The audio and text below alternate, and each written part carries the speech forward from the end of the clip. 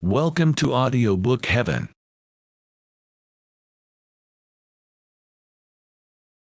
The Gambler, by Fyodor Dostoevsky, translated by C.J. Hogarth.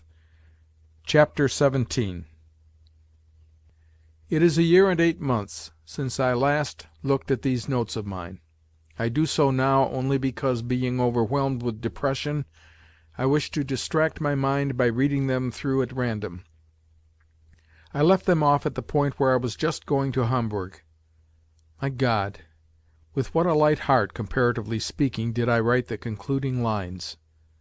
Though it may be not so much with a light heart as with a measure of self-confidence and unquenchable hope. At that time had I any doubts of myself? Yet behold me now. Scarcely a year and a half have passed, yet I am in a worse position than the meanest beggar. But what is a beggar? A fig for beggary! I have ruined myself, that is all. Nor is there anything with which I can compare myself. There is no moral which it would be of any use for you to read to me. At the present moment nothing could well be more incongruous than a moral.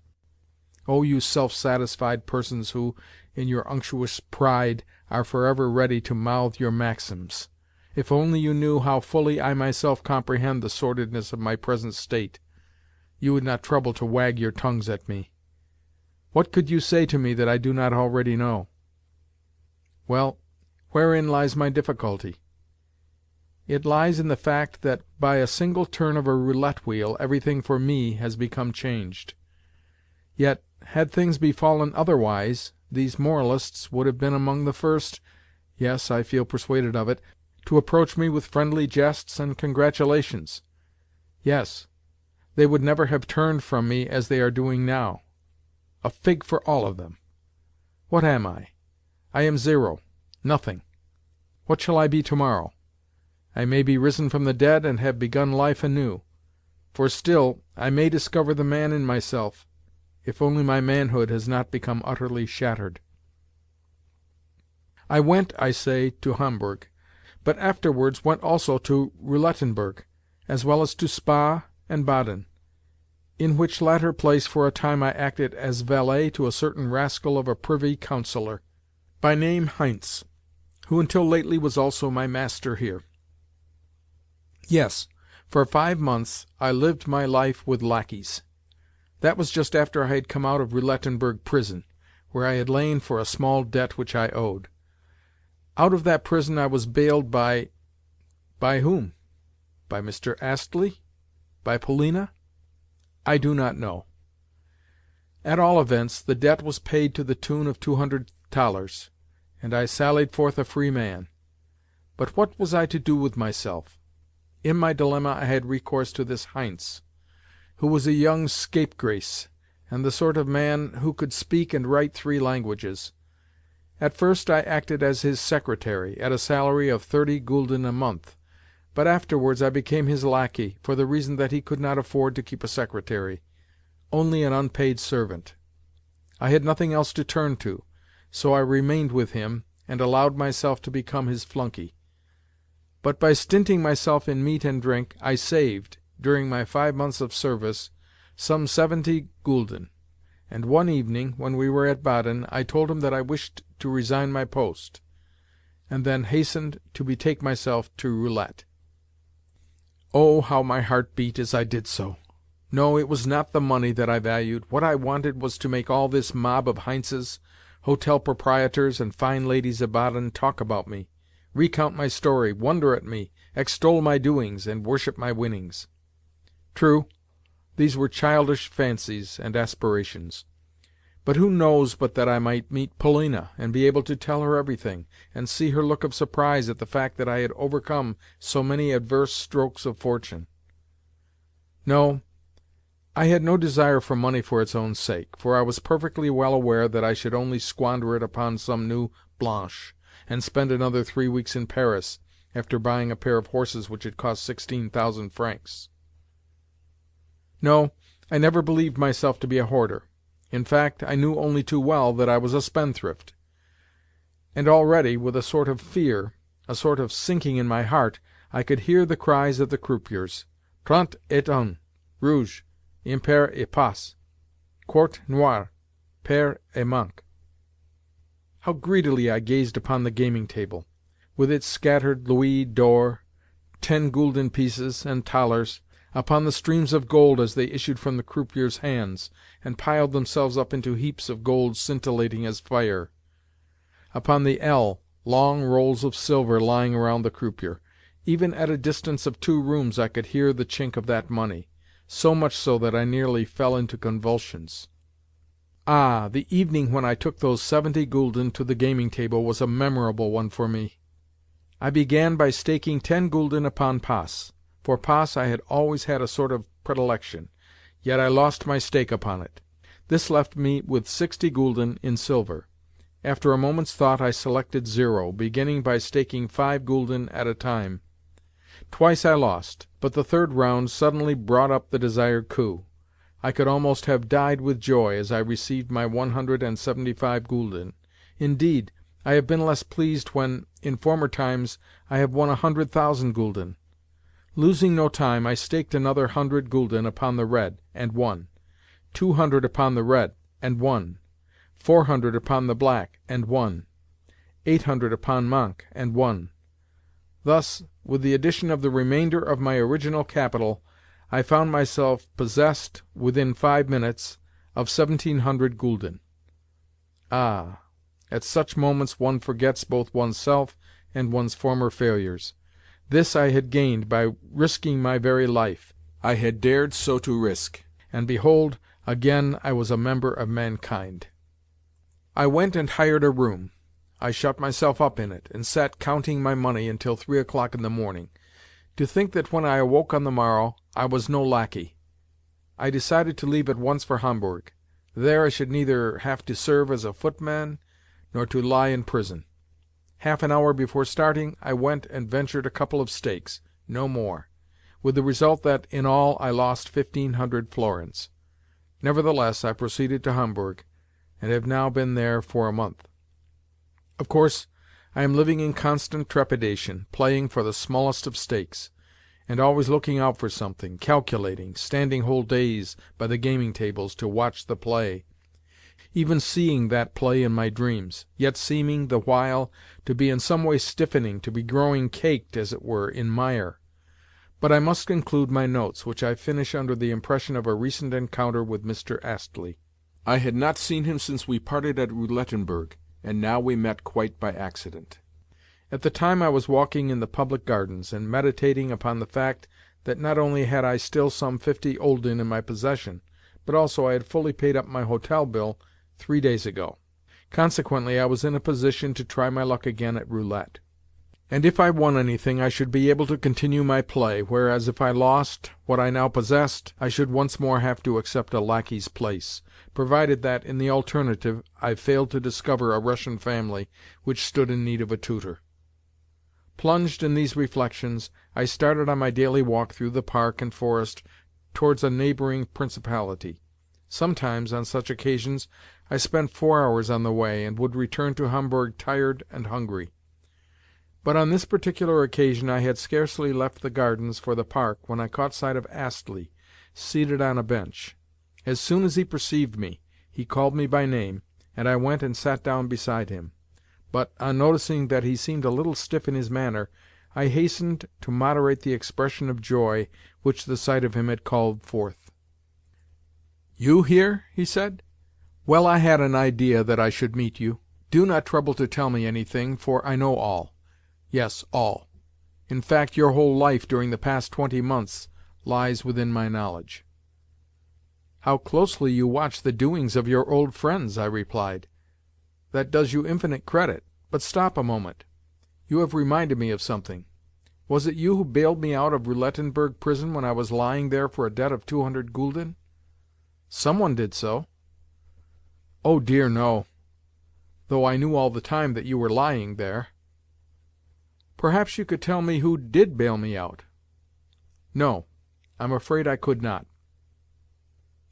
"What a strange thing! For I know no Russians at all here, so it cannot have been a Russian who befriended me.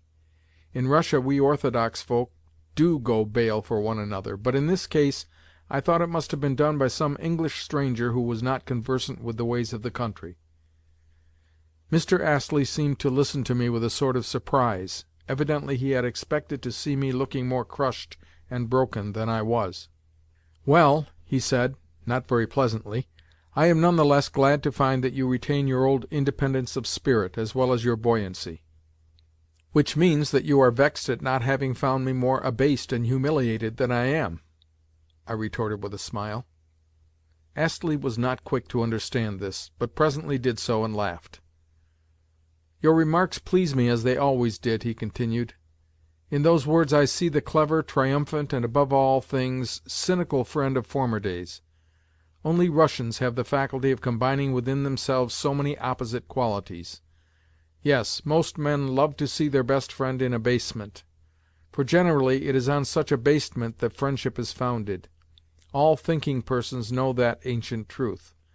Yet on the present occasion, I assure you, I am sincerely glad to see that you are not cast down. Tell me, are you never going to give up gambling?" "Damn the gambling! Yes, I should certainly have given it up were it not that—" "That you are losing?" "I thought so. You need not tell me any more. I know how things stand, for you have said that last in despair, and therefore truthfully. Have you no other employment than gambling?" "No, none whatever." Astley gave me a searching glance. At that time it was ages since I had last looked at a paper or turned the pages of a book. "You are growing blasé," he said. "You have not only renounced life, with its interests and social ties, but the duties of a citizen and a man.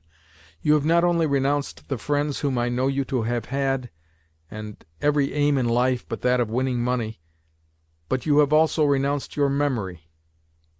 Though I can remember you in the strong, ardent period of your life, I feel persuaded that you have now forgotten every better feeling of that period, that your present dreams and aspirations of subsistence do not rise above pair, impair, rouge, noir, the 12 middle numbers, and so forth." "Enough, Mr. Astley!" I cried with some irritation, almost in anger.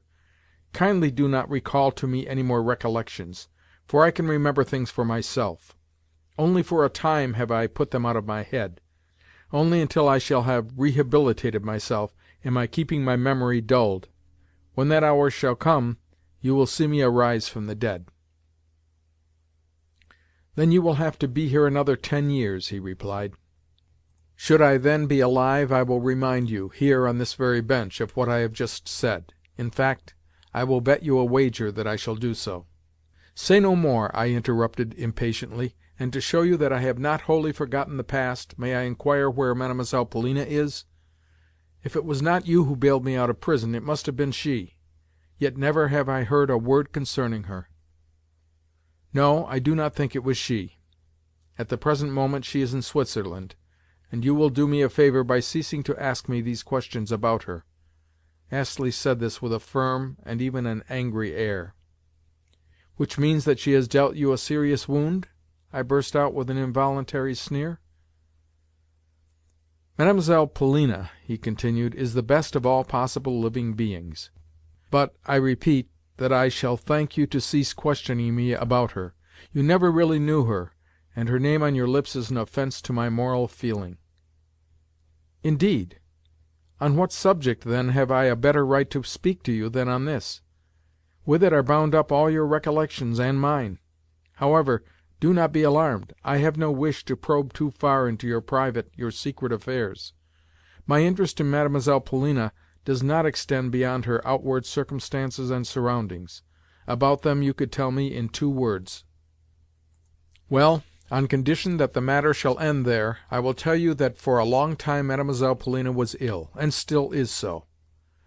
My mother and sister entertained her for a while at their home in the north of England, and thereafter Mlle. Polina's grandmother, you remember the mad old woman, died, and left Mlle. Polina a personal legacy of £7,000 sterling. That was about 6 months ago, and now Mademoiselle is travelling with my sister's family, my sister having since married. Mademoiselle's little brother and sister also benefited by the grandmother's will, and are now being educated in London. As for the General, he died in Paris last month, of a stroke. Mlle. Blanche did well by him, for she succeeded in having transferred to herself all that he received from the Grandmother. That, I think, concludes all that I have to tell." "And De Griers? Is he too travelling in Switzerland?" "No. Nor do I know where he is. Also, I warn you once more that you had better avoid such hints and ignoble suppositions. Otherwise you will assuredly have to reckon with me." "What, in spite of our old friendship?" "Yes, in spite of our old friendship." "Then I beg your pardon 1,000 times, Mr. Astley. I meant nothing offensive to Mlle. Polina, for I have nothing of which to accuse her. Moreover, the question of there being anything between this Frenchman and this Russian lady is not one which you and I need discuss, nor even attempt to understand." "If," replied Astley, "you do not care to hear their names coupled together, may I ask you what you mean by the expressions 'this Frenchman,' 'this Russian lady,' and 'there being anything between them'? Why do you call them so particularly 'a Frenchman' and 'a Russian lady'?" "Ah, I see you are interested, Mr. Astley, but it is a long, long story, and calls for a lengthy preface. At the same time, the question is an important one, however ridiculous it may seem at the first glance. A Frenchman, Mr. Astley, is merely a fine figure of a man. With this you, as a Britisher, may not agree. With it I also, as a Russian, may not agree, out of envy. Yet possibly our good ladies are of another opinion. For instance, one may look upon Racine as a broken-down hobbledehoy, perfumed individual. One may even be unable to read him, and I too may think him the same, as well as, in some respects, a subject for ridicule. Yet about him, Mr. Astley, there is a certain charm, and above all things he is a great poet, though one might like to deny it. Yes, the Frenchman, the Parisian, as a national figure, was in process of developing into a figure of elegance before we Russians had even ceased to be bears. The Revolution bequeathed to the French nobility its heritage, and now every whipper-snapper of a Parisian may possess manners, methods of expression, and even thoughts that are above reproach in form, while all the time he himself may share in that form neither in initiative, nor in intellect, nor in soul; his manners and the rest having come to him through inheritance. Yes, taken by himself the Frenchman is frequently a fool of fools, and a villain of villains. Per contra, there is no one in the world more worthy of confidence and respect than this young Russian lady. De Griers might so mask his face, and play a part, as easily to overcome her heart, for he has an imposing figure, Mr. Astley, and this young lady might easily take that figure for his real self, for the natural form of his heart and soul, instead of the mere cloak with which heredity has dowered him. And even though it may offend you, I feel bound to say that the majority also of English people are uncouth and unrefined, whereas we Russian folk can recognize beauty wherever we see it, and are always eager to cultivate the same. But to distinguish beauty of soul and personal originality, there is needed far more independence and freedom than is possessed by our women, especially by our younger ladies. At all events, they need more experience. For instance, this Mlle. Polina, pardon me, but the name has passed my lips, and I cannot well recall it, is taking a very long time to make up her mind to prefer you to Monsieur de Griers. She may respect you, she may become your friend, she may open out her heart to you, yet over that heart there will be reigning that loathsome villain, that mean and petty usurer, De Griers. This will be due to obstinacy and self-love, to the fact that De Griers once appeared to her in the transfigured guise of a marquis, of a disenchanted and ruined Liberal, who was doing his best to help her family and the frivolous old General. And although these transactions of his have since been exposed, you will find that the exposure has made no impression upon her mind. Only give her the De Griers of former days, and she will ask of you no more.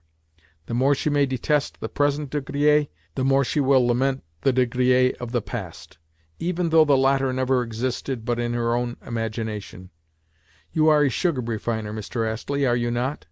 Yes, I belong to the well-known firm of Lovell and Company. Then see here. On the one hand you are a sugar refiner, while on the other hand you are an Apollo Belvedere. but the two characters do not mix with one another. I, again, am not even a sugar refiner. I am a mere roulette gambler who has also served as a lackey. Of this fact Mademoiselle Polina is probably well aware, since she appears to have an excellent force of police at her disposal." "You are saying this because you are feeling bitter," said Astley with cold indifference. "Yet there is not the least originality in your words." "I agree. But therein lies the horror of it all, that, how trepidation, playing ever mean and farcical, my accusations may be, they are none the less true. But I am only wasting words." "Yes, you are, for you are only talking nonsense," exclaimed my companion, his voice now trembling, and his eyes flashing fire. "Are you aware," he continued, "that, wretched, ignoble, petty, unfortunate man though you are, it was at her request that I came to Hamburg, in order to see you, and to have a long, serious talk with you, and to report to her your feelings and thoughts and hopes? Yes, and your recollections of her, too?" "Indeed? Is that really so?" I cried, the tears beginning to well from my eyes. Never before had this happened. "Yes, poor unfortunate," continued Astley. "She did love you. And I may tell you this now for the reason that now you are utterly lost. Even if I were also to tell you that she still loves you, you would none the less have to remain where you are. Yes, you have ruined yourself beyond redemption. Once upon a time you had a certain amount of talent, and you were of a lively disposition, and your good looks were not to be despised. You might even have been useful to your country, which needs men like you. Yet you remained here, and your life is now over. I am not blaming you for this. In my view all Russians resemble you, or are inclined to do so. If it is not roulette, then it is something else. The exceptions are very rare. Nor are you the first to learn what a taskmaster is yours. For roulette is not exclusively a Russian game. Hitherto you have honourably preferred to serve as a lackey rather than to act as a thief, but what the future may have in store for you I tremble to think. Now good-bye. You are in want of money, I suppose? Then take these 10 louis d'or. More I shall not give you, for you would only gamble it away. Take care of these coins, and farewell. Once more, take care of them." "No, Mr. Astley, after all that has been said, I—" "Take care of them," repeated my friend. "I am certain you are still a gentleman, and therefore I give you the money as one gentleman may give money to another. Also, if I could be certain that you would leave both Hamburg and the gaming tables and return to your own country, I would give you £1,000 down to start life afresh. But I give you 10 louis d'or instead of £1,000, for the reason that at the present time £1,000 and 10 louis d'or will be all the same to you. You will lose the one as readily as you will the other. Take the money, therefore, and good-bye." "Yes, I will take it, if at the same time you will embrace me." "With pleasure." So we parted, on terms of sincere affection. But he was wrong. If I was hard and undiscerning as regards Polina and De Griers, he was hard and undiscerning as regards Russian people generally.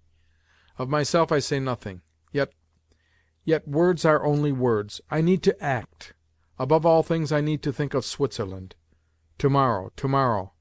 Ah, but if only I could set things right tomorrow, and be born again, and rise again from the dead! But no, I cannot. Yet I must show her what I can do. Even if she should do no more than learn that I can still play the man, it would be worth it. Today it is too late, but tomorrow. Yet I have a presentiment that things can never be otherwise. I have got 15 louis d'or in my possession, although I began with 15 gülden. If I were to play carefully at the start— But no, no, surely I am not such a fool as that. Yet why should I not rise from the dead? I should require at first but to go cautiously and patiently, and the rest would follow. I should require but to put a check upon my nature for 1 hour, and my fortunes would be changed entirely. Yes, my nature is my weak point. I have only to remember what happened to me some months ago at Roulettenberg, before my final ruin. What a notable instance that was of my capacity for resolution! On the occasion in question I had lost everything. Everything. Yet just as I was leaving the casino I heard another gülden give a rattle in my pocket. "Perhaps I shall need it for a meal," I thought to myself. But 100 paces further on, I changed my mind, and returned. That gülden I staked upon Manque, and there is something in the feeling that, though one is alone, and in a foreign land, and far from one's own home and friends, and ignorant of whence one's next meal is to come, one is nevertheless staking one's very last coin. Well, I won the stake, and in 20 minutes had left the casino with 170 gülden in my pocket. That is a fact, and it shows what a last remaining gülden can do. But what if my heart had failed me, or I had shrunk from making up my mind? No. Tomorrow all shall be ended. End of Chapter 17 and end of The Gambler, by Fyodor Dostoevsky.